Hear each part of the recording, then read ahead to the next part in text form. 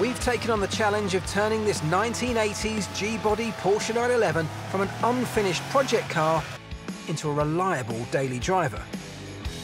Whilst giving the flat six engine a top-end rebuild, I discovered several head studs had sheared and lodged inside the block. Now, having sent the block away to a specialist, they've managed to get all of the remaining studs out, some of which were actually broken, but it only cost me £80. And whilst that was away, I've actually stripped and serviced the heads and checked the valves, valve guides, and I've got to say they're all in great condition too. So it's nowhere near as bad as I thought it could be.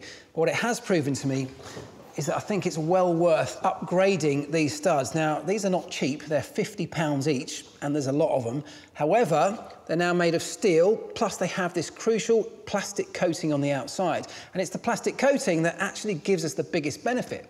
That equalises the thermal expansion rate between the stud itself and the alloy block. That means that the two items heat up and cool down at a very similar rate, which means it puts a lot less stress on these, and that means they're a lot less likely to break.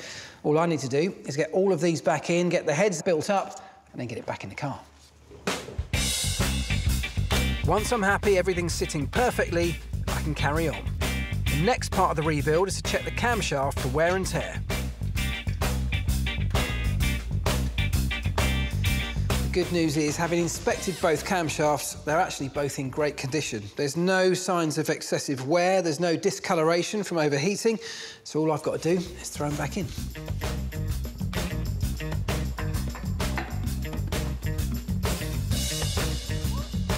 The heads are torqued to 35 Newton meters.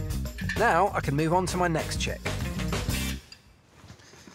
Once the engine's out, particularly a high mileage engine like ours, it kind of makes sense to change things like the timing chain, the guides and the tensioners.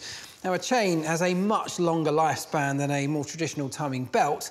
However, we have done 140,000 miles and they do become slack over time. The guides wear away, the tensioners become slack, and gradually this will rattle around, getting noisy, and eventually could even break if left unchecked.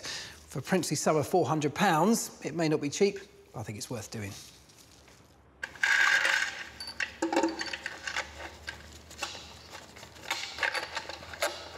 So at this point, I've loosely assembled the timing chain and cam sprocket because I'm going to need to adjust those when it comes to timing up the engine. Once I've rebuilt the other side of the engine, I've got to time up the crankshaft and the camshaft. If they're not completely in sync with each other, the internal components can collide, destroying the engine entirely. The first thing I need to do is find out what position the camshaft is in using this DTI gauge. Dial test indicator, or DTI gauge, goes into cylinder number 1 and measures the height of the inlet valve spring, and that in turn tells me the position of the camshaft. Right, so I'm zeroing the DTI gauge at top dead center, and then I'm going to go one full revolution on the crankshaft until the inlet valve begins to open again. Now we're just round to the top. I can see the DTI gauge moving again.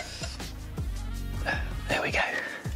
So now I'm turning the crankshaft pulley until the little mark labelled Z1 lines up perfectly with the centre of the crankcase, and that means I know that my crankshaft is in the perfect position in relation to my camshaft. Almost there. Just got to use these special tools together with my torque wrench to torque up this camshaft bolt.